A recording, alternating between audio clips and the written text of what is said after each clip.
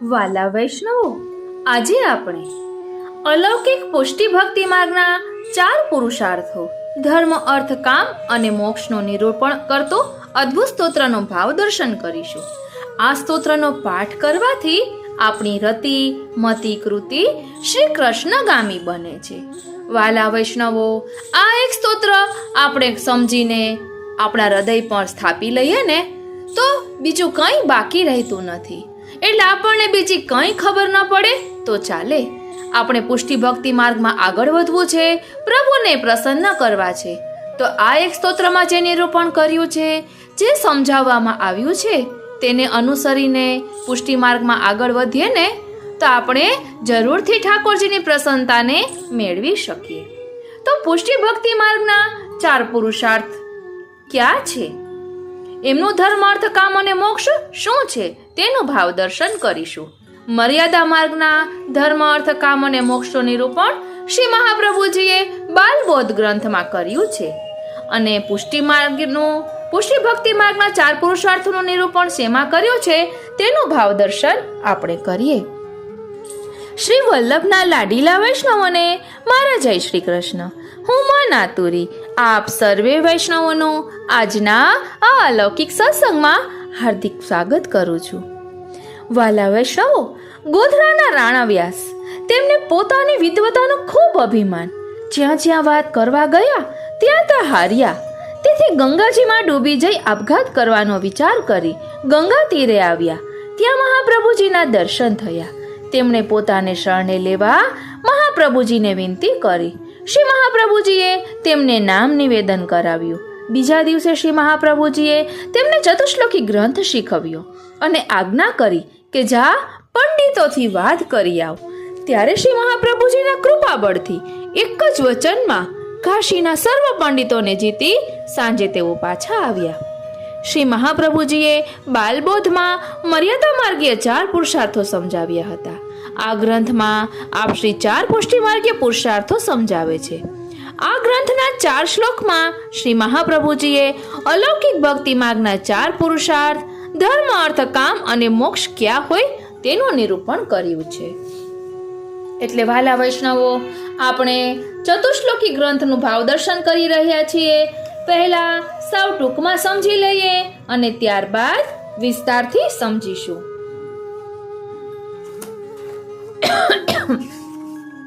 હવે અહીં હિન્દીમાં પણ સમજાવ્યું છે કે શ્રી વલ્લભાચાર્ય ચરણને ચતુશ્લોકી का उपदेश राणा व्यास एवं भगवान दास सांचो राको किया.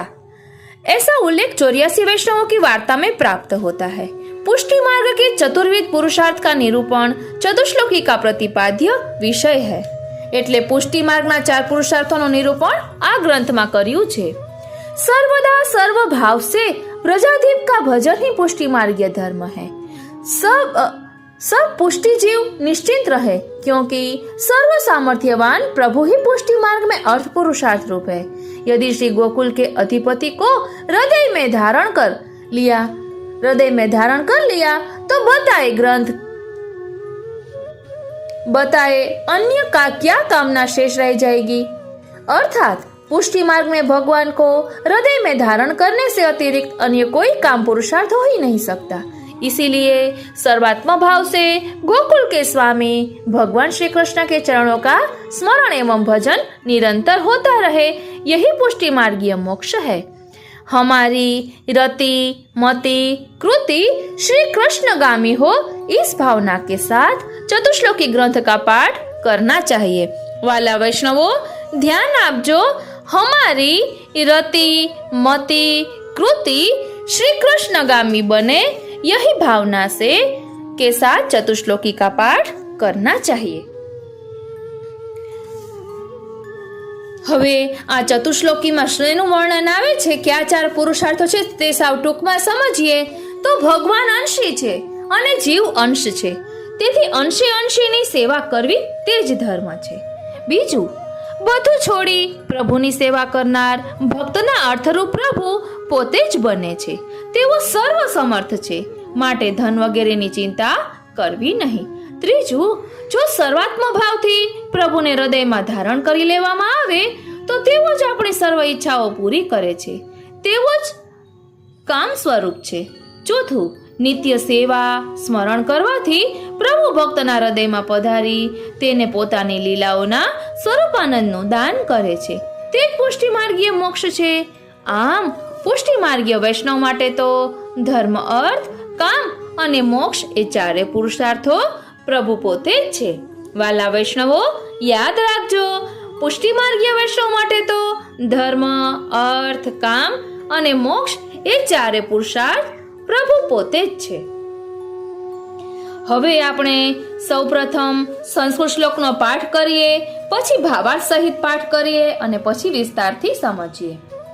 સર્વદા સર્વભાવેન ભજનીયો વ્રજાધિપ સ્વસ્યાયમેવ ધર્મો હિ નાન્યઃ ક્વાપી કદાચન એવં સદાસ્મ કર્તવ્યમ સ્વયમેવ કરિષ્યતિ પ્રભુ સર્વસમર્થો હિ તતો નિશ્ચિંતતામ વ્રજેત યદિ શ્રી ગોકુલાધીશો દ્રુતઃ સર્વાત્મના હૃદે તતઃ કિમ પરમ બ્રૂહિ લૌકિકેર વૈદિકેરપી અતઃ સર્વાત્મના શશ્વત ગોકુલેશ્વર પાદયોઃ સ્મરણમ ભજનમ ચાપી ન ત્યાજ્યમિતિ મે મતિ ઇતિ શ્રી વલ્લભાચાર્ય વિરચિતા ચતુશ્લોકી. હવે આપણે સંસ્કૃત શ્લોક અને ભાવાર્થ જોઈશું અને પછી વિસ્તારથી સમજીશું. સર્વદા સર્વભાવેન ભજનીયો વ્રજાધિપ સ્વસ્યાયમેવ ધર્મો હિ નાન્યઃ ક્વાપી કદાચન. ભાવાર્થ: બાલબોધ ગ્રંથમાં મર્યાદા માર્ગીય પુરુષાર્થોને સમજાવ્યા પછી આ ગ્રંથ વડે પુષ્ટિ માર્ગીય ચાર પુરુષાર્થો શ્રી મહાપ્રભુજી વિસ્તારપૂર્વક કહે છે. હંમેશા સર્વભાવથી વ્રજના અધિપતિ નિસાધન જીવોના સ્વામી શ્રી કૃષ્ણ ભજન એટલે કે સેવા કરવા યોગ્ય છે. સ્વસ્ય એટલે તદીયોનો શરણ ગ્રહ્યું છે એમનો આ જ ખરેખર ધર્મ છે. કોઈ પણ સ્થળે અને કોઈ પણ બીજો ધર્મ નથી. પહેલા શ્લોકમાં પુષ્ટિ માર્ગીય ધર્મરૂપી પુરુષાર્થ કહીને હવે અર્થ પુરુષાર્થ કહે છે. એવં સદાસ્મ કર્તવ્ય સ્વયમેવ કરિષ્યતિ પ્રભુ સર્વ સમર્થો હિ તતો નિશ્ચિંતતામ વ્રજેત.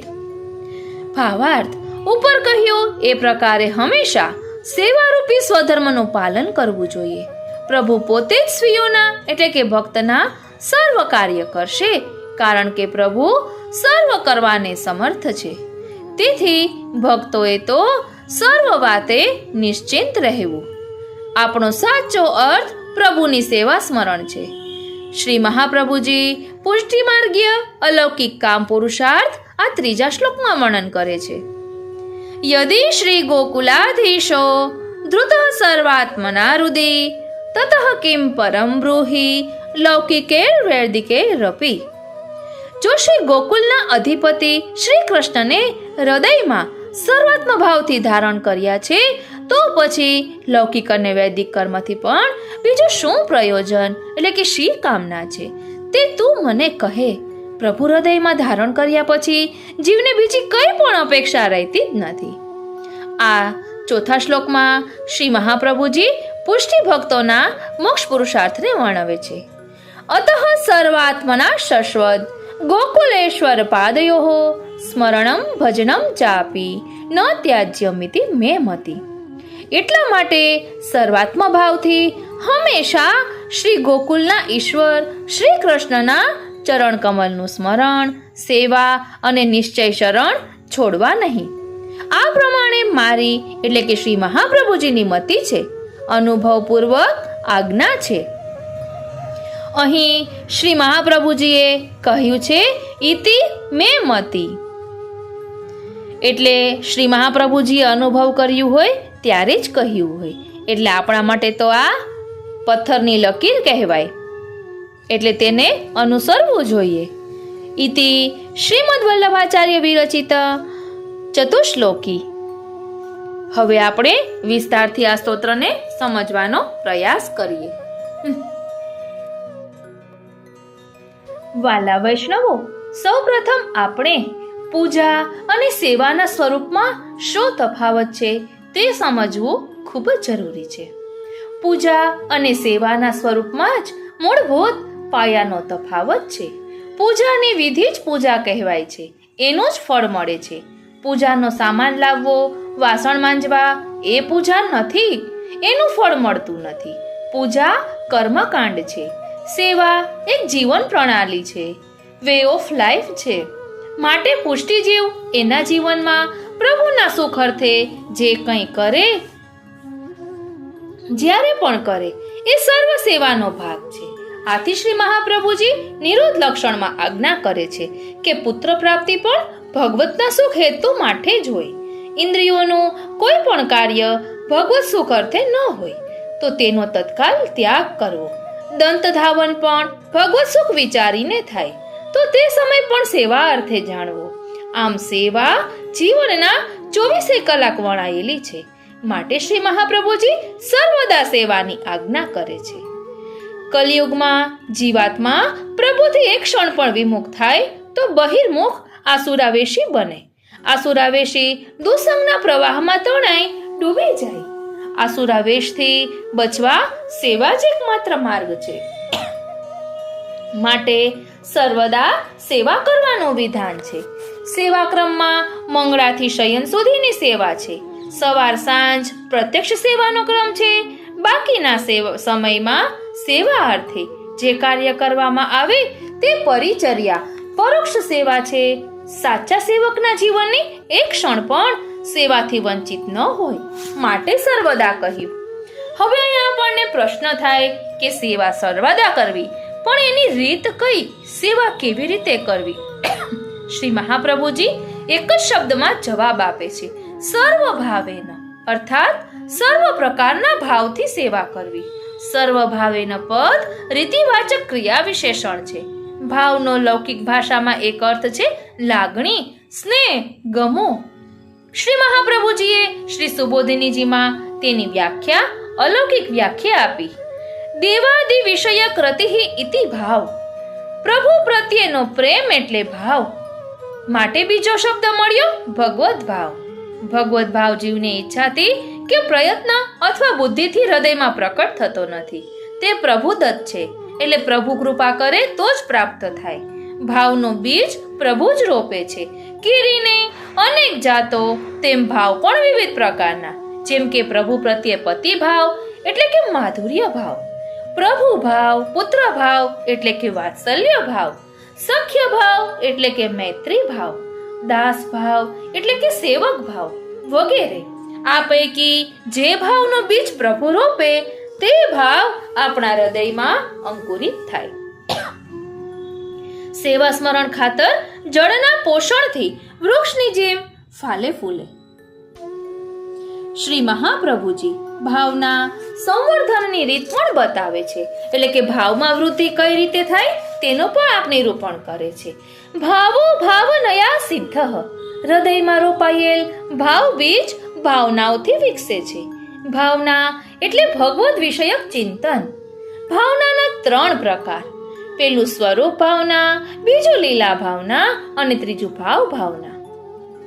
સ્વરૂપ ભાવના એટલે આપણા માથે બિરાજતું સ્વરૂપ કોણ છે? શ્રી કૃષ્ણની કઈ લીલાનું સ્વરૂપ છે? એમના ચરણતલમાં ક્યાં ચિહ્નો છે? શ્રીનાથજી. શ્રીઅંગ પર ક્યાં શ્રૃંગાર છે? ચરણારવિંદના નખચંદ્ર અને ચરણ ચિહ્નોથી લઈ એક એક અંગના સૌંદર્યનું ક્રમશઃ ચિંતન કરતા સમગ્ર સ્વરૂપમાં ભાવ વધે છે. સ્વરૂપ ચિંતનથી એ સ્વરૂપ સદા હૃદયમાં બિરાજમાન થાય છે. એટલે એમની સેવા કરતા સાક્ષાત પ્રભુની સેવા કરતા હોઈએ એવી જ ભાવના જાગે છે. સેવામાં સ્નેહ વધે છે. એટલે સ્વરૂપ ભાવનાથી સેવામાં સ્નેહ વધે છે. બીજું છે પ્રભુની લીલા 2 પ્રકારની છે. એક નિત્યની લીલા અને બીજું ઉત્સવના દિવસોની લીલા. નિત્યની મંગળાથી શયન પર્યંતની લીલામાં પણ અનેક વૈવિધ્ય છે. જેમ કે શ્રી પ્રભુ નંદાલયમાં જાગે છે, નિકુંજમાં જાગે છે, નંદાલયમાં માતા જગાવે છે, વ્રજ વનિતાઓ જગાવે છે અને નિકુંજમાં શ્રી રાધિકાજી જગાવે છે. નિત્ય લીલાની આ સર્વ વિવિધતાનું સુંદર નિરૂપણ શ્રી હરિરાયજીએ સહસ્ત્રી ભાવના ગ્રંથમાં કર્યું છે. એને ગુજરાતીમાં રજૂ કર્યું છે. આ લેખકના ભજનીય વ્રજાદીપ પુસ્તકમાં એ ભાવનાઓનું હૃદયમાં ચિંતન કરતા તે સમયની સેવા કરવી, એ ભાવનાઓનું હૃદયમાં ચિંતન કરતા તે સમયની સેવા કરવી. તેથી સેવામાં ચિત્તની એકાગ્રતા અને આનંદનો અનુભવ થાય છે. પ્રત્યેક ઉત્સવની ભાવના પણ શ્રી હરિરાયજીએ એમના ઉત્સવ ભાવના ગ્રંથમાં બતાવી છે. ભાવના એટલે સેવામાં વપરાતી સર્વ વસ્તુઓ, વસ્ત્રો, આભૂષણ, સામગ્રી, સિંહાસન, ગાદી, તકિયા, મંદિર, શૈયા આદિ સર્વ જળ ભૌતિક પદાર્થો નથી, પણ વ્રજ ભક્તોના ભાવાત્મક સ્વરૂપો છે. શ્રી ગોકુલનાથજીએ રહસ્ય ભાવના ગ્રંથમાં ભાવના સમજાવી છે. એને અનુસરીને સેવા કરતી વખતે દરેક વસ્તુના અલૌકિક સ્વરૂપની ભાવના ચિત્તમાં રાખવાથી સેવાની કૃતિ યંત્રવત ક્રિયાત્મક નહીં રહે, સ્નેહાત્મક બનશે. જેમ મહેંદી વધુ ને વધુ લસોટાય તેમ હાથ પર તેનો રંગ વધુ નિખરે. તેવી રીતે સતત આ ત્રણેય ભાવનાઓનું મનન, ચિંતન અને ધ્યાન કરવાથી હૃદયમાં ભગવત ભાવ વધતો જાય છે અને દ્રઢ થતો જાય છે. માટે સર્વભાવપૂર્વક સેવા કરવાની કહી. ફળ કેરીનો પણ આંબે કેરીનો આકાર, પ્રકાર, સ્વાદ જુદો, તેમ દરેક પુષ્ટિજીવમાં સ્થાપેલ ભાવ બીજ અલગ અલગ, એટલે કે દરેકનો ભાવ અલગ. જેટલા ભક્ત એટલા ભાવ. આપણને પ્રભુએ જે ભાવનું દાન કર્યું તેનું આપણે સંવર્ધન કરવાનું છે. બીજાના ભાવનું અનુકરણ નથી કરવાનું. દરેકનો ભાવ તેના માટે સાચો. ભાવને હૃદયમાં ગુપ્ત રાખવાનો છે. એનું બીજા સામે પ્રદર્શન ન થઈ જાય તેની તકેદારી જરૂરી છે, કારણ પ્રગટ કિએ રસ જાય. શ્રીનાથજી ભગવાનને ભાવાત્મા કહ્યા તેના 4 કારણ છે. પેલું ભાવ એટલે કે પ્રેમ એ જ એમનો આત્મા છે. પ્રભુ પ્રેમ રસ સ્વરૂપ છે. બીજું ભાવ રૂપે તે આપણા આત્મામાં બિરાજે છે. ત્રીજું આત્માના ભાવ દ્વારા તેઓ પ્રાપ્ત થાય છે. ચોથું આપણા ભાવને અનુરૂપ સ્વરૂપ ધારણ કરનારા છે. પ્રભુ સાક્ષાત સ્વરૂપે આપણી આંખોનો વિષય બને, તેમ ભાવાત્મક સ્વરૂપે આપણા અંતઃકરણનો વિષય પણ બને. આવા ભાવાત્મા પ્રભુ સાધન સામગ્રીથી નથી રીતતા, ભક્તના શુદ્ધ ભાવથી જ રીઝે છે. માટે શ્રી મહાપ્રભુજીએ આજ્ઞા કરી કે સર્વ ભાવપૂર્વક સેવા કરી. સેવામાં બાલ ભાવ, વાત્સલ્ય ભાવનો મુખ્યત્વે સ્વીકાર છે. તેનું કારણ એ છે કે વાત્સલ્ય ભાવ માતાનો પુત્ર પ્રેમ શુદ્ધ, નિર્દોષ અને વિકાર વિનાનો હોય છે. માતા બાળક પાસે કોઈ અપેક્ષા રાખતી નથી.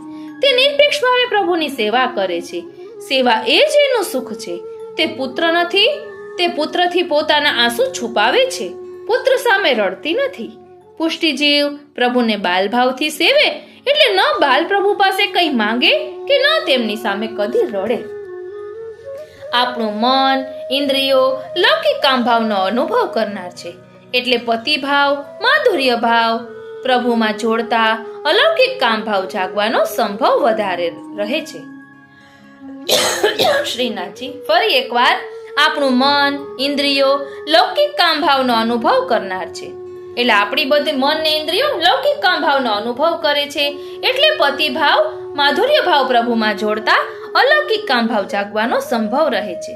તેથી ભગવત ભાવના વધતા લૌકિક વિષય વાસના વધે છે, જે અનર્થ કરે છે.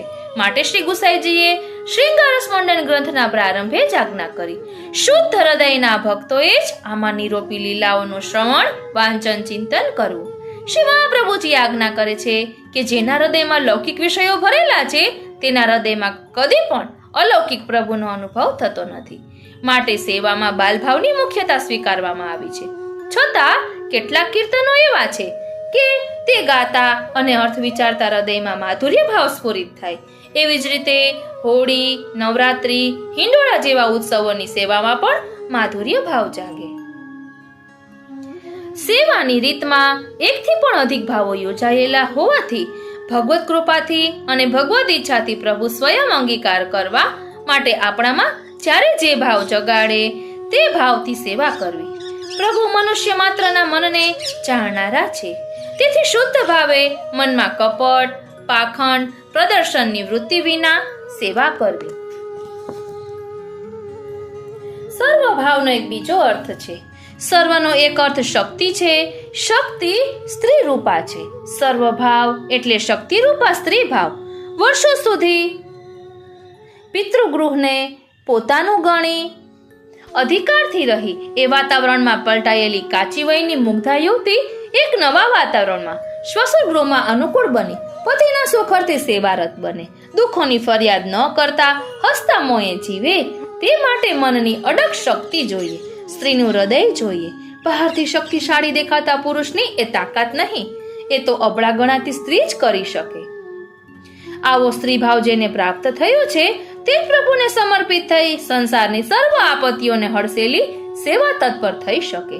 હરિનો માર્ગ છે શૂરાનો, નહીં કાયરનું કામ જોને. માટે સમર્પણ ભાવવાળા સ્ત્રી ભાવથી સેવા કરવાની છે. પછી સેવા કરનાર સ્ત્રી હોય કે પુરુષ હોય.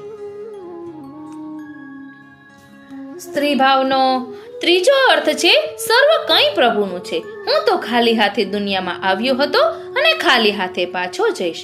પ્રભુએ મને જે આપ્યું છે તે પહેલા પ્રભુને અંગીકાર થાય, પછી તે મારા ઉપયોગમાં આવે.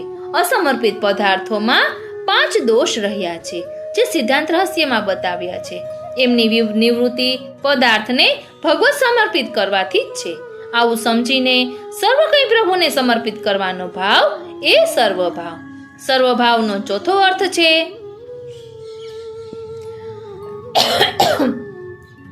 સર્વ એટલે શક્તિ. પુષ્ટિ માર્ગમાં શક્તિ સ્વરૂપા શ્રી સ્વામિનીજી છે. તેમાં દાસી બની દાસ્ય ભાવથી સેવા કરવી એ સર્વભાવ. સર્વભાવનો પાંચમો અર્થ છે સર્વાત્મ ભાવ. દુનિયામાં પોતાનો આત્મા અન્ય સર્વ કરતા આપણને અધિક પ્રિય હોય છે. આપણા આત્મા કરતાંય પરમાત્માને અધિક પ્રિય ગણવા, તેનું નામ સર્વાત્મ ભાવ. સર્વભાવ શ્રીનાથજી.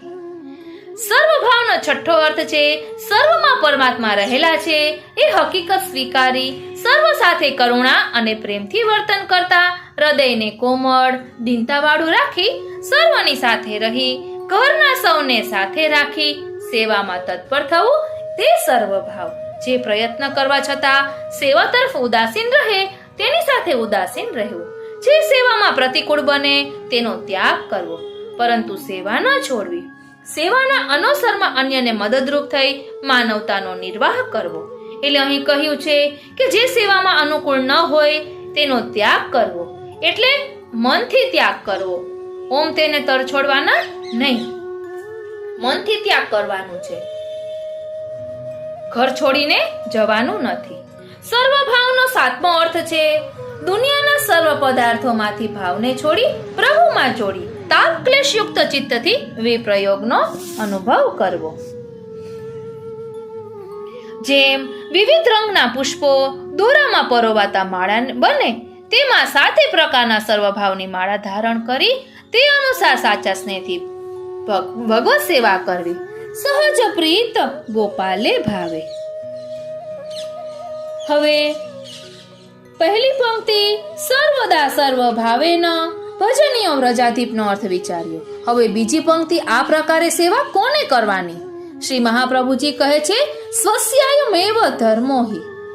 આ જ આપણો ધર્મ છે. સ્વસ્ય એટલે પોતાનો, જેમના પર શ્રી મહાપ્રભુજી દ્વારા શ્રી પ્રભુનો અનુગ્રહ થયો છે, જેમણે બ્રહ્મ સંબંધ દ્વારા આત્મનિવેદન કર્યું છે, જેમણે શ્રી કૃષ્ણને સર્વ સમર્પણ કરી તેમનું દાસ્ય સ્વીકાર્યું છે, શ્રી કૃષ્ણે જેમને પોતાના ગણ્યા છે, એવા દરેક વૈષ્ણવનો આ જ ધર્મ છે. સર્વભાવથી સર્વદા શ્રી વ્રજાધીપની સેવા કરવી. પતિવ્રતા પત્નીનો એક જ ધર્મ હોય પતિની સેવા કરવી. માતાનો એક જ ધર્મ હોય પુત્રનું લાલન પાલન કરવું. દાસનો વૈષ્ણવનો એક જ ધર્મ શ્રી કૃષ્ણની સેવા. બીજો કોઈ ધર્મ હોઈ શકે જ નહીં. એમ સ્પષ્ટ કરવા 2 શબ્દ મૂક્યા. અયમ એટલે આ અને એવો એટલે જ. ભારપૂર્વક કહ્યું વિવાદને કોઈ અવકાશ જ નથી, અન્ય તર્ક કરવાની જરૂર જ નથી.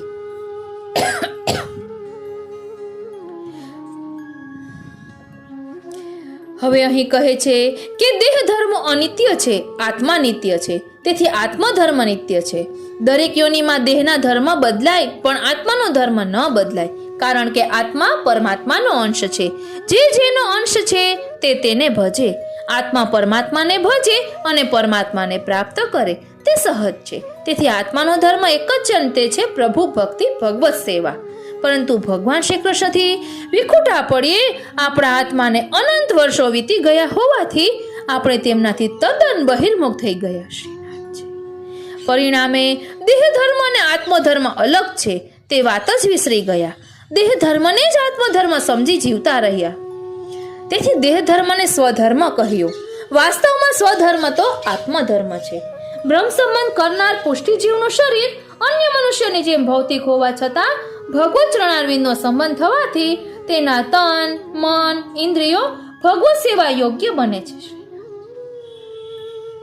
લોહ ચુંબકના સ્પર્શથી લોખંડમાં ચુંબકત્વ આવે છે, તેમ પુષ્ટિ ભક્તના હૃદયમાં ભગવાન સ્વયં આત્મધર્મ રૂપ બની પ્રવેશે છે અને ભક્ત પાસે ભગવત સેવા રૂપી આત્મધર્મ સ્વધર્મ કરાવે છે.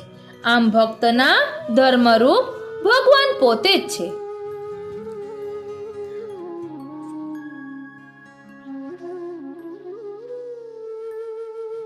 હવે બીજા શ્લોકનું ભાવદર્શન કરીએ. એવમ સદાસ્મ કર્તવ્ય સ્વયમેવ કરિષ્યતિ પ્રભુ સર્વ સમર્થો હિ તતો નિશ્ચિંતામ વ્રજેત. એટલે આ શ્લોકમાં પુષ્ટિમાર્ગીય અર્થ પુરુષાર્થનું નિરૂપણ છે. આગળના પહેલા શ્લોકમાં ધર્મ પુરુષાર્થ બતાવ્યો. હવે વ્રજના અધિપતિ શ્રી નંદનંદન પૂર્ણ પુરુષોત્તમ છે. તેઓ સર્વાત્મ ભાવથી સેવા યોગ્ય છે. તેમની સેવા જ પુષ્ટિજીવનો એકમાત્ર સ્વધર્મ છે, આત્મધર્મ છે. તે સિવાય અન્ય કંઈ પણ ધર્મ કોઈ કાળે કે સ્થળે પુષ્ટિજીવનો આત્મધર્મ નથી જ. શ્રી મહાપ્રભુજીની આ આજ્ઞા સાંભળીને આપણને મૂંઝવણ થાય કે આગળના પહેલા શ્લોકમાં પુષ્ટિમાર્ગીય ધર્મ પુરુષાર્થ બતાવ્યો, વ્રજના અધિપતિ શ્રી નંદનંદન પૂર્ણ પુરુષોત્તમ છે એ બધું બતાવ્યું, પરંતુ આ ઘણા પ્રશ્નો આપણા મનમાં થાય, જેમ કે હું સેવા વિશે કંઈ જાણતો નથી, મને સેવા કરતા કેવી રીતે આવડે? સેવા કરવા શરીર સશક્ત જોઈએ, હું તો તબિયતથી અશક્ત છું. શ્રીનાથજી, સેવા કરવા સગવડવાળું મોટું ઘર જોઈએ, હું તો 2 રૂમમાં રહું છું. સેવા માટે સારો એવો પૈસો જોઈએ, હું તો સાધારણ સ્થિતિનો છું. સેવામાં ઘણો સમય આપવો પડે, મારી પાસે તે નથી. એકલાથી સેવા કેમ બને? ઘરના લોકો ઉદાસીન છે અથવા પ્રતિકૂળ છે. સેવામાં ચિત્ત ચોટવું જોઈએ, મારું ચિત્ત ભટકતું ફરે છે. જ્યારે આપણને આવા પ્રશ્નો પજવતા હોય ને, ત્યારે આપણે સેવા કરવાનો વિચાર ઢીલો કરી દઈએ, નિરુત્સાહ થઈ જઈએ. એ વખતે શ્રી મહાપ્રભુજી બહુ પ્રેમથી આપણને સમજાવે છે કે મારામાં વિશ્વાસ રાખો, હું તમને જે કરવા કહીશ તે ત્યારે જ કહીશ કે તમારાથી સરળ રીતે અને સહજ રીતે થઈ શકે તેમ હશે. એક ગુરુ તરીકે હું તમારી શક્તિ અશક્તિ સારી રીતે જાણું છું. વળી સેવા પુષ્ટિજીવનો સ્વધર્મ છે, તે સનાતન સિદ્ધાંત છે, કોઈ એક દેશ કે કાળનો સિદ્ધાંત નથી. અમુક ખાસ વ્યક્તિઓ આચરી શકે એવો સિદ્ધાંત નથી, તે અનુભવ સિદ્ધ છે. વ્રજમાં ગોપીઓ છે, વર્ણવૈશ્ય કે શુદ્ર જાતિ સ્ત્રીની તદ્દન પરતંત્ર અને પરવશ, આર્થિક સ્થિતિ તદ્દન નબળી, ગૃહસ્થાશ્રમની પૂરી જવાબદારી, ઘર ગૃહસ્થી તો ખરી જ, વધારામાં દહીં વેચવા પણ જવાનું. ઘર એટલે છાણ માટીને ઘાસના ખોરડા, જ્ઞાનમાં અભણ, ઘરમાં સૌ લૌકિક બુદ્ધિવાળા. સેવા કરી શકાય એવી કોઈ શક્યતા એમના જીવનમાં દેખાય છે, છતાં એમણે સેવા કરી, તે પણ જેવી તેવી નહીં, ઉત્તમોત્તમ. એમની સેવાનો આદર્શ કહેવાયો. તેઓ પુષ્ટિ માર્ગના ગુરુ કહેવાયા. આનો અર્થ એ થયો કે આ ગોપીઓ બધી જ અશક્ય સ્થિતિ અને સંજોગોમાં સેવા કરી શક્યા. તો કોઈ પણ પુષ્ટિજીવ ચોક્કસ સેવા કરી શકે. કોઈ પણ પુષ્ટિજીવ માટે સેવા કરવી એ અશક્ય કે અસંભવ નથી જ. આપણને જે અસંભવ અને અશક્ય લાગે છે તે અસંભવ અને અશક્ય કેમ નથી? શ્રી મહાપ્રભુજીએ પુષ્ટિ પ્રવાહ મર્યાદા ગ્રંથમાં ભગવત સેવાર્થમ તત્ સૃષ્ટિ નાન્યથા ભવેત, એટલે કે આ પુષ્ટિજીવોની સૃષ્ટિ પ્રભુએ પોતાની સેવા માટે જ પ્રકટ કરી છે, અન્ય કોઈ કાર્ય માટે નહીં. જો પ્રભુએ આપણું નિર્માણ જ તેમની સેવા માટે કર્યું હોય તો સેવા કરવાની ત્રેવડ પ્રભુ આપણને આપે જ. પ્રભુ કંઈ પણ અવિચારી પગલું ભરતા નથી. વળી સેવા માર્ગ પુષ્ટિ માર્ગમાં છે, મર્યાદા માર્ગમાં નથી. પુષ્ટિ માર્ગ અને મર્યાદા માર્ગ વચ્ચે પાયાનો તફાવત છે, તે ખાસ યાદ રાખવાની જરૂર છે. મર્યાદા માર્ગમાં ધર્મ આચરવાનો બધો આધાર વ્યક્તિ પર છે. સમય, સાધન અને શક્તિથી વ્યક્તિ જેટલું કરી શકે તેટલું ફળ તેને મળે અને ઈશ્વર નિરપેક્ષ સાક્ષી ભાવે રહે છે. તો પુષ્ટિ માર્ગમાં પ્રભુ વ્યક્તિ પર કૃપા કરે. પ્રભુ વ્યક્તિ પાસે પોતાની સેવા કરાવવાની અપેક્ષા વાળા સાપેક્ષ હોય છે. તેથી સેવા માટે જરૂરી સમય, સાધન, સંપત્તિ, સ્વજન અને શક્તિનું દાન પણ પ્રભુ જ કરે છે. બીજી રીતે સમજીએ તો મર્યાદા માર્ગ સીડી જેવો છે. સીડીના પગથિયા આપણે ચડવા પડે છે, જ્યારે પુષ્ટિ માર્ગ લિફ્ટ જેવો છે. લિફ્ટ આપણને વગર પ્રયત્ને ઉપર લઈ જાય છે. શ્રી મહાપ્રભુજી પ્રભુનો ધર્મ સમજાવે છે. જેમની સેવા કરવાની છે તેમના માટે અહીં પ્રભુ શબ્દ વાપર્યો છે. શબ્દમાંથી ગુણ પ્રગટે ત્યારે તે ઉચિત શબ્દ કહેવાય. સંસ્કૃતમાં પ્રભુ શબ્દનો અર્થ છે સ્વામી અથવા માલિક. દુનિયામાં લૌકિક માલિક પણ શક્તિ સંપત્તિ વાળો હોય છે, તેથી નોકરને કોઈ પ્રકારની ચિંતા હોતી નથી.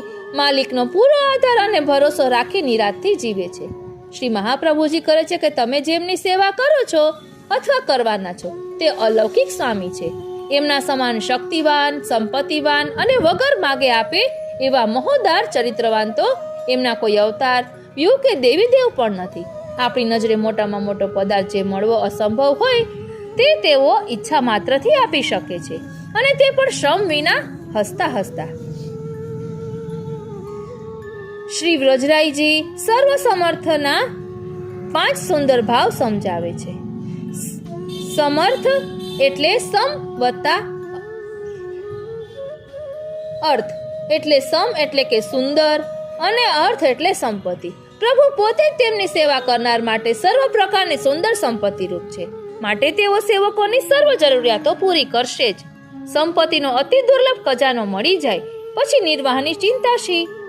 પછી બીજું કહ્યું, પ્રભુ રૂપી દુર્લભ સંપત્તિનો ખજાનો મળ્યા પછી તેને જાહેર ન કરવો, ગુપ્ત રાખવો. લૌકિકમાં પણ ડાહ્ય માણસ દ્રવ્ય છુપાવીને રાખે છે. શ્રીનાથજી. ત્રીજું, લૌકિક દ્રવ્ય જળ હોવાથી તેનું રક્ષણ આપણે કરવું પડે છે. તેના રક્ષણ માટે પ્રયત્ન કરવો પડે છે. દ્રવ્ય પોતે પોતાનું રક્ષણ કરી શકતું નથી. તેવી રીતે પ્રભુ આપણા અલૌકિક દ્રવ્ય અર્થરૂપ છે. પ્રભુ પ્રત્યેનો આપણો ભાવ આપણે ગુપ્ત રાખી તેનું રક્ષણ કરવાનું છે. ચોથું, પ્રભુ ભોગતા છે, સેવક ભોગ્ય છે. સેવકની સેવા અંગીકાર કરવા પ્રભુ જ જરૂરી સર્વ સામગ્રી સિદ્ધ કરી લે છે. સેવક માટે પ્રભુ જ સેવા માટે આવશ્યક સર્વ બાબતો સિદ્ધ કરી આપનારા છે, તેથી સર્વ સમર્થ છે. પાંચમું, જીવાત્મા ગમે તેવો દોષવાળો હોય પ્રભુ તેનું વરણ કરે એટલે તે એના દોષ દૂર કરી સેવા માટે યોગ્ય બનાવે છે. પ્રભુની કૃપા જ મુખ્ય છે. પ્રભુ બિનશરતી કૃપા કરે છે. સેવક માટે તનુવિતજા સેવા કરાવતા સેવકને તનુનત્વનું દાન કરી એના દેહને આધિદૈવિક બનાવે છે. પ્રેમાસક્તિ અને વ્યસનનું દાન કરે છે. પરમ ફળ રૂપા માનસી સિદ્ધ કરી આપે છે. જીવ એના પ્રયત્નથી આ પરમ અર્થરૂપ ફળ પામી શકતો નથી, ભગવત કૃપાથી જ મળે છે. પ્રભુ આવા સર્વ સમર્થ છે. આવા સર્વ સમર્થ પ્રભુ આપણા સેવ્ય બને, આપણા ઘરમાં બિરાજવા તત્પર બને ત્યારે શંકાઓ કર્યા વિના કે બહાનાબાજીમાં પડ્યા વિના આપણે આપણું ભગવત સેવાનું કર્તવ્ય શરૂ કરી દેવું જોઈએ. બાળકને સમજાય કે મારા પિતા મારું રક્ષણ કરવા પૂરતા સમર્થ છે ત્યારે તે શંકા કુશંકા કરતો નથી, નિશ્ચિંત થઈને રહે છે. બ્રહ્મ સંબંધ વખતે પ્રભુ સ્વામીનું સ્વરૂપ ધારણ કરી જીવને દાસભાવનું દાન કરે છે. એટલે પ્રભુ પોતે ભાવાત્મા છે. પ્રભુ જીવમાં પોતાના પ્રત્યેનો ભાવ, સ્નેહ 4 રીતે પ્રગટ કરે છે. એક દાસ ભાવ, બીજું વાત્સલ્ય ભાવ, ત્રીજું સખ્ય ભાવ અને ચોથું માધુર્ય ભાવ. પ્રભુએ આ પૈકી જે ભાવ અંગીકાર કરવો હોય તે ભાવનું દાન તેઓ જીવને સેવા દરમિયાન કરે છે અને પોતે તે ભાવનું સ્વરૂપ ધારણ કરે છે. બ્રહ્મ સંબંધ વખતે પ્રભુ સ્વામીનું સ્વરૂપ ધારણ કરી જીવને દાસ ભાવનું દાન કરે છે. જીવ દાસ ભાવથી પ્રભુની સેવા કરતો થાય ત્યારે પ્રભુ બાલ ભાવનું સ્વરૂપ ધારણ કરી જીવને વાત્સલ્ય ભાવનું દાન કરે છે. પ્રભુને એ જીવ સાથે ક્રીડા કરવાની ઈચ્છા થાય ત્યારે પોતે સખા બની જીવને સખ્ય ભાવનું દાન કરે છે. પ્રભુને પ્રિયતમ બનવાની ઈચ્છા થાય તેઓ જીવમાં માધુર્ય ભાવ પ્રકટ કરે છે. શ્રીનાથજી. તેમાં પ્રભુ ભોગ્ય બની જીવને ભોગતા બનાવે છે. આ જ સેવાની ચરમ સીમા છે, પરમ ફળ છે. આમ પ્રભુ સેવા દ્વારા સર્વ ભાવોનું દાન કરવા સમર્થ છે. વળી પ્રભુ વિરુદ્ધ ધર્માશ્રય છે, એક રીતે સર્વસમર્થ છે, તો બીજી બાજુ પોતાના ભક્ત વિના રહી શકવા અસમર્થ છે. પ્રભુ ભક્તને ભોગ્ય બનાવવા સમર્થ છે, તો ભક્તના ભોગ્ય બનવા પણ સમર્થ છે. ભક્તને ભોગના અલૌકિક પદાર્થો લઈ લેવા પણ સમર્થ છે. માટે શ્રી મહાપ્રભુજી પ્રભુને સમર્થ ન કહેતા સર્વ સમર્થ કહે છે. જ્યાં સુધી હૃદયમાં લૌકિક ઈચ્છાઓ, વિચારો અને ભાવો છે, ત્યાં સુધી પ્રભુની સર્વ સમર્થતાનો અનુભવ થતો નથી, ત્યાં સુધી નિશ્ચિંતતા પ્રાપ્ત થતી નથી. તેથી શ્રી મહાપ્રભુજી આજ્ઞા કરે છે કે મારા વૈષ્ણવોએ અર્થરૂપ પ્રભુને હૃદયરૂપી તિજોરીમાં પધરાવવા, હૃદયમાંથી લૌકિક વિષયો, વિચારો અને ભાવોને વાળી જોડી દૂર કરવા, પ્રભુ પાસે કશું જ લૌકિક ધન માગવું નહીં.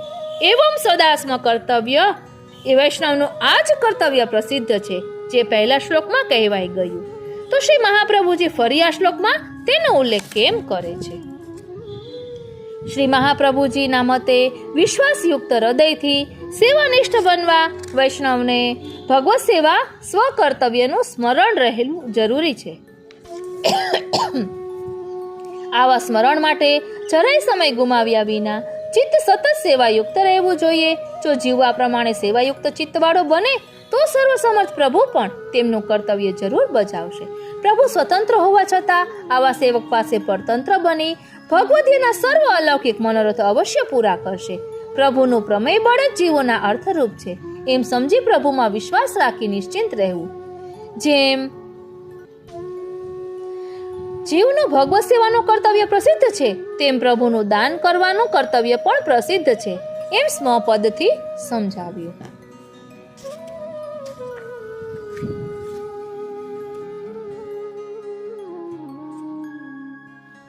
હવે ત્રીજા શ્લોકનું ભાવ દર્શન કરીએ તો ત્રીજા શ્લોકમાં કહ્યું છે, યદિ શ્રી ગોકુલાધીશો ધૃતઃ સર્વાત્મના હૃદિ તતઃ કિમ પરમ બ્રૂહિ લૌકિકેર વૈદિકેરપી. આ શ્લોકમાં પુષ્ટિમાર્ગીય અલૌકિક કામ પુરુષાર્થનું નિરૂપણ કરવામાં આવ્યું છે. આ ત્રીજા શ્લોકમાં શ્રી મહાપ્રભુજી પુષ્ટિમાર્ગીય કામ પુરુષાર્થનું સ્વરૂપ સમજાવે છે.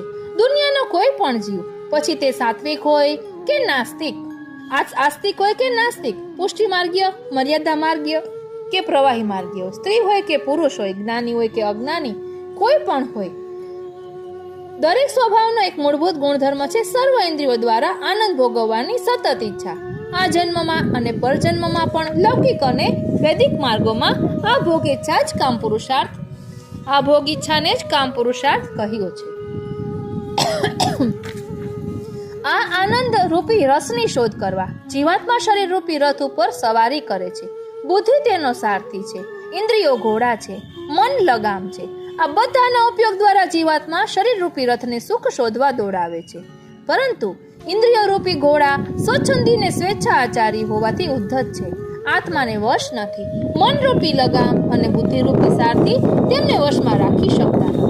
પરિણામે જે જીવાત્મા પૂર્ણ પરમ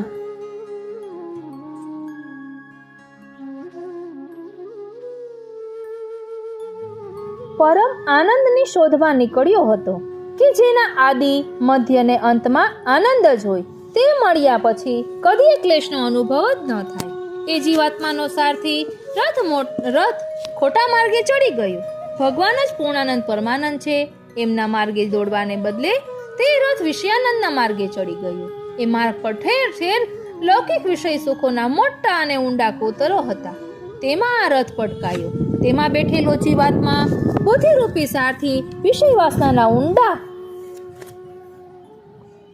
કણમાં ખૂપી ગયા. મનરૂપી લગામ એ કાદવથી ખરડાઈ ગઈ.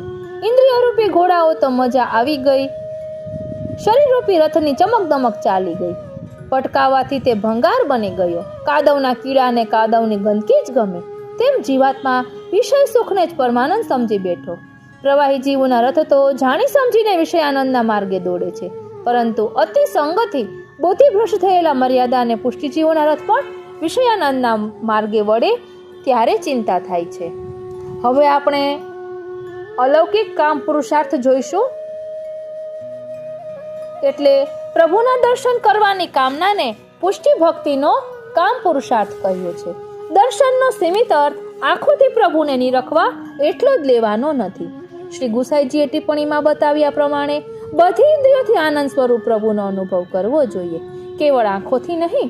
શ્રી મહાપ્રભુજી નિરોધ લક્ષણ ગ્રંથમાં આજ્ઞા કરે છે કે આપણી ઇન્દ્રિયો સંસાર આવેશથી દૂષિત બનેલી છે.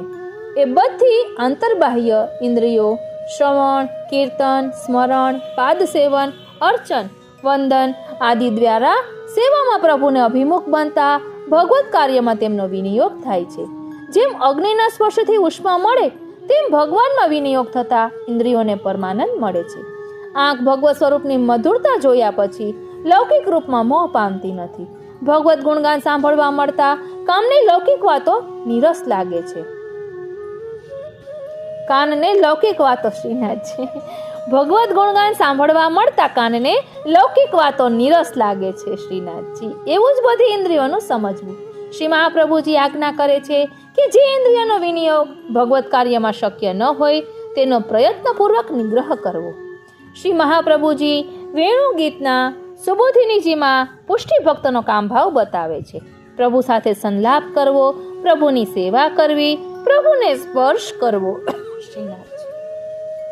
પ્રભુના અધરામૃતનો પાન કરવું, રોમાંચ થાય તે પ્રકારે પ્રભુને માણવા, એમના વેણુ કુજનનું કાન દ્વારા શ્રવણ કરવું, એમની સુગંધને નાક દ્વારા માણવી, તેમના વિરહમાં તેમનું ચિત્તમાં ભાવન કરવું. એ જ ઇન્દ્રિયોનું ફળ છે. મોક્ષ ઇન્દ્રિયોનું ફળ નથી. અંધારામાં આંખને કોઈ ફળ મળતું નથી. તે મોક્ષ દ્વારા ઇન્દ્રિયોને પરમાનંદ માણવા મળતો નથી. પ્રભુના વિયોગમાં તીવ્ર તાપ થતા હૃદય અને મનમાં પ્રભુની જે સ્વરૂપ અનુભૂતિ અને લીલા અનુભૂતિ પ્રગટ થાય એ જ પરમ ફળ છે. એક વખત પ્રભુ હૃદયમાં બિરાજે એટલે મોડી વહેલી પણ બધી ઇન્દ્રિયોમાં પ્રભુના રસાત્મક અનુભવની કામનાઓ જાગે છે.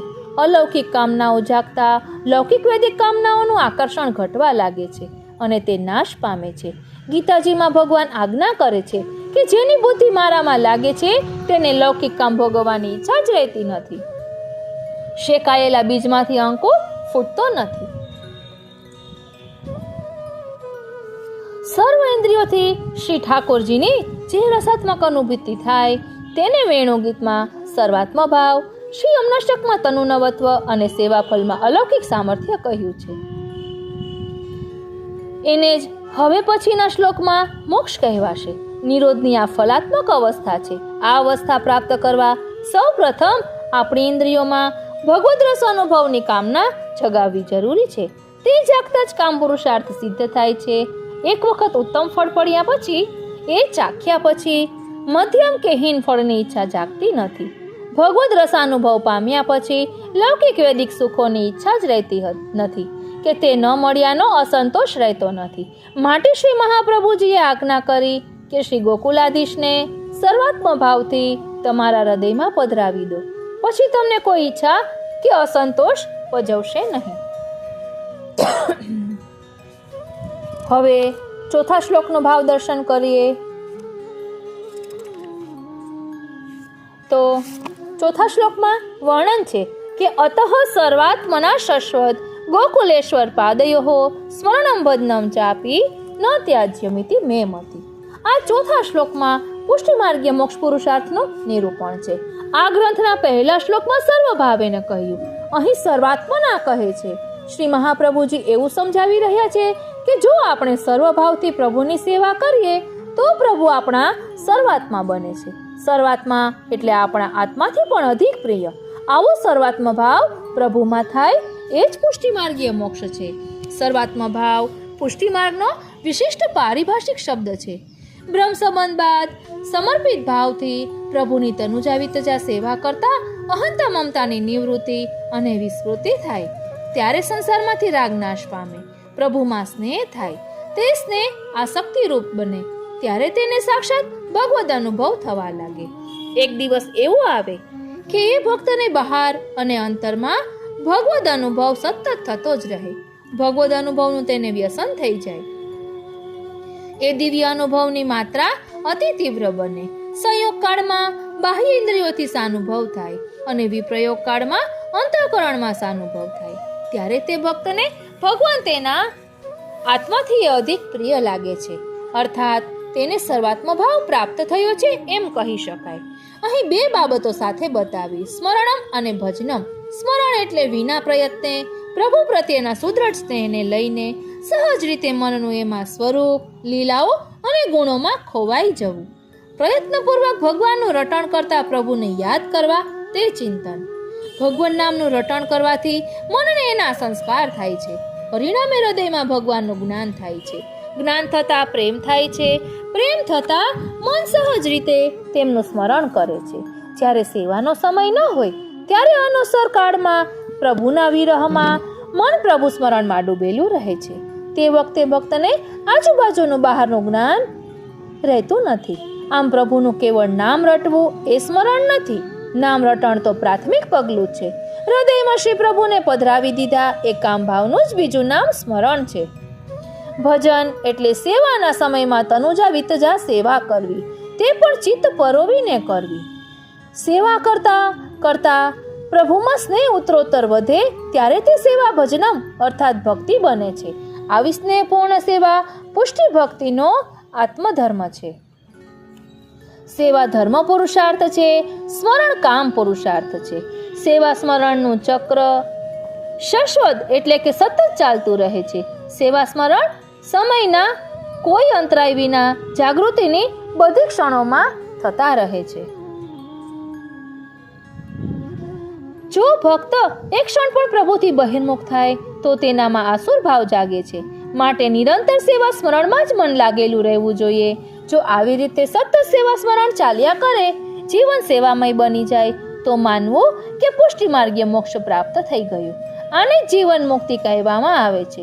જીવન મુક્તિ એટલે તનુ નવત્વ. દેહ છૂટ્યા પછી નિત્ય લીલામાં સેવા સ્મરણનો આવો અનુભવ થવો તે વિદેહ મુક્તિ કે નવતનુત્વ છે. સ્મરણમ ભજનમ સાથે ચ અને અપી પદ મૂક્યા છે. તે સૂચવે છે શ્રવણ અને કીર્તન. સેવા સ્મરણ સાથે ભગવત કથાનું શ્રવણ અને કીર્તન પણ કરતા રહેવું. શ્રી ગોકુલેશ્વર વ્રજાધીપ નટવર છે. તેમનો અનુભવ નટ અને વર એમ બે પ્રકારે થાય છે. નટ એટલે પ્રિયતમ સ્વરૂપ શ્રીનાથજી. નટ એટલે પ્રિયતમ સ્વરૂપ અને વર એટલે પ્રેમ સ્વરૂપ. પ્રભુ પ્રિયતમ પણ છે અને પ્રેમ પણ છે. રસ પ્રગટ થવા માટેનો સ્થાયી ભાવ પ્રેમ પોતે છે. તે સ્થાયી ભાવને પોષણ આપનારો આલંબન વિભાવ પ્રિયતમ પણ પ્રભુ જ છે. સંયોગમાં સેવામાં પ્રિયતમનો અનુભવ અને વિયોગમાં સ્મરણમાં પ્રેમનો અનુભવ. પ્રિયતમ આંખોનો વિષય છે, પ્રેમ મનનો વિષય છે. શ્રી મહાપ્રભુજી ભાગવતાર્થ પ્રકરણમાં આજ્ઞા કરે છે કે પ્રભુના સંયોગમાં પ્રભુની સેવા ભક્તિ રૂપા અને વિયોગમાં પ્રભુના ગુણોનું ગાન જ્ઞાન રૂપ છે. જ્ઞાન અને ભક્તિથી જીવનો પ્રભુમાં નિરોધ થાય છે. વ્રજના ગોપ ગોપીઓના જીવનમાં આ જ્ઞાન ભક્તિનું સતત ચક્ર ચાલતું. તે દ્વારા તેમને પરમાનંદરૂપ શ્રી કૃષ્ણનો પૂર્ણ અનુભવ હતો. માટે પુષ્ટિ માર્ગમાં જ્ઞાન અને ભક્તિનો સમન્વય થતા મોક્ષ પુરુષાર્થ સિદ્ધ થાય છે. શ્રી મહાપ્રભુજીએ ગોકુલેશ્વર પદનો પ્રયોગ કેમ કર્યો? કારણ કે ગોકુલ શબ્દનો એક અર્થ છે વ્રજ.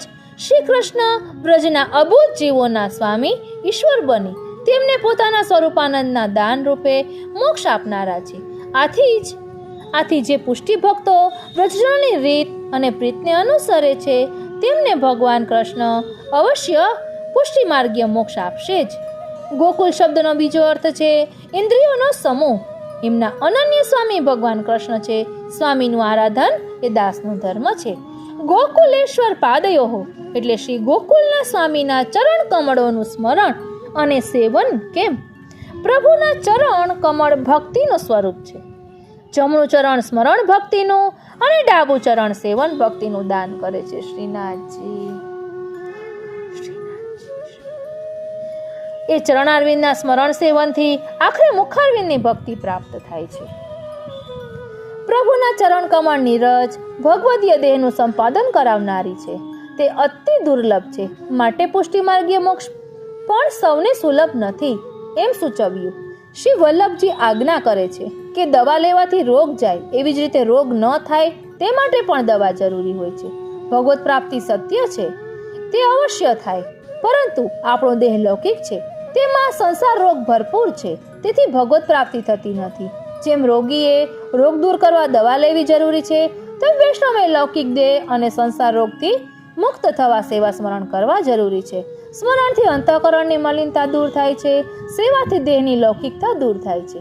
માટે એકલી સેવા કે એકલું સ્મરણ નહીં, સેવા સ્મરણ સાથોસાથ સતત કરવા જોઈએ.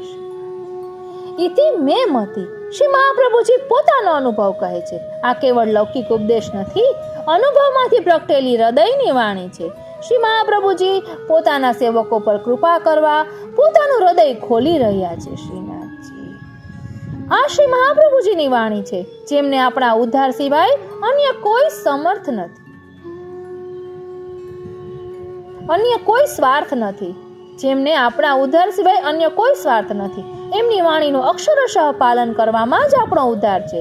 શ્રી મહાપ્રભુજી સ્વયં આજ્ઞા કરે છે કે હું વૈશ્વાનર એટલે ભગવત મુખારવિંદ સ્વરૂપ છું. તેથી આ વાણી ભગવાનના મુખારવિંદમાંથી પ્રકટ થઈ છે. તેથી આપણા માટે વેદથી અધિક છે. નલકુબેરના પ્રસંગમાં શ્રી કૃષ્ણે તેમનો યમલાર્જુન વૃક્ષરૂપમાંથી ઉદ્ધાર કર્યા પછી સ્વમુખારવિંદથી આજ્ઞા કરી હતી કે મારી આજ્ઞાનું પાલન કરનાર ભગવદીઓ નિશ્ચિંત બને છે. શ્રી મહાપ્રભુજી ભગવત સ્વરૂપ છે, તેમની આજ્ઞા ભગવદ આજ્ઞા છે. શ્રદ્ધા અને અનન્યતા પૂર્વક તેમની આજ્ઞાને અનુસરી સેવા સ્મરણ સતત કરનારને પુષ્ટિ માર્ગીય ધર્મ અર્થ કામ મોક્ષ અવશ્ય સિદ્ધ થાય છે. એટલે આપણે એટલું જ ફક્ત હૃદયમાં ધારણ કરવાનું છે કે આપણા બધું શ્રીનાથજી જ છે. એટલે કે કાંઈ પણ કાર્ય કરીએ કેન્દ્રમાં શ્રીનાથજીને રાખીને કરીએ. એક વાત એટલું જ યાદ રાખીએ કે કેન્દ્રમાં શ્રીનાથજી તો કંઈ જ વાંધો ન આવે, તો આપણું લૌકિક કાર્ય પણ અલૌકિકમાં પરિવર્તિત થઈ જાય. એટલો સુલભ આપણો પુષ્ટિ માર્ગ છે કે આપણે ઘરમાં કચરો કાઢતા હોઈએ તો એવું વિચારીએ કે આ મારા શ્રી ઠાકોરજીનું ઘર છે, એટલે તે આપણે કચરો કાઢ્યો તે પણ સેવા કહેવાય. પોતું કરીએ તો મારા પ્રભુ ગમે ત્યારે અહીંયા પધારે તો તેમના ચરણારવિંદમાં કચરો કે કાંઈ લાગે નહીં, એમના ચરણારવિંદ ખૂબ કોમળ છે એવું વિચારીને પોતું કરીએ તો એ પોતું પણ સેવા છે. ઘરના સભ્યોને કે આ મારા શ્રીનાથજીના પ્યારા વાલા વૈષ્ણવો છે તો એમની સેવા કરીએ, ઘરના સભ્યોનું ધ્યાન રાખીએ તો એ પણ સેવા છે. એટલે લૌકિક કાર્ય જે બધું કરીએ છીએ તે જ કરવાનું છે, ફક્ત દ્રષ્ટિકોણ બદલવાનો છે. દ્રષ્ટિ તો આપણી બધા પાસે છે, પરંતુ દ્રષ્ટિકોણ આ રીતે અલૌકિકમાં પરિવર્તિત કરવાનો છે. એટલે આપણે કોઈ પણ કાર્ય કરતા હોઈએ તેમાં કેન્દ્રમાં શ્રીનાથજી હોય તો બધું જ અલૌકિક થાય અને આપણા ભાવની પણ વૃદ્ધિ થાય. કરે કરાવે શ્રીનાથજી. આ રીતે આજનો આ સત્સંગ શ્રી મહાપ્રભુજીના ચરણારવિંદમાં સમર્પિત કરીએ અને શ્રી મહાપ્રભુજીના ચરણારવિંદમાં એ જ વિનંતી ધરીએ કે હે શ્રી વલ્લભ પ્રભુ, આપે અહીં જે અલૌકિક ધર્મ અર્થ કામ મોક્ષ વર્ણવ્યા છે તે અમે અમારા આત્મપટલ પર ધારણ કરીએ અને અમે પણ આ માર્ગે આગળ વધીએ એવી આપ કૃપા કરો. આજનો આ સત્સંગ શ્રીનાથજી, શ્રી યમુનાજી અને શ્રી મહાપ્રભુજીના ચરણારવિંદમાં સમર્પિત કરું છું. જય શ્રી કૃષ્ણ.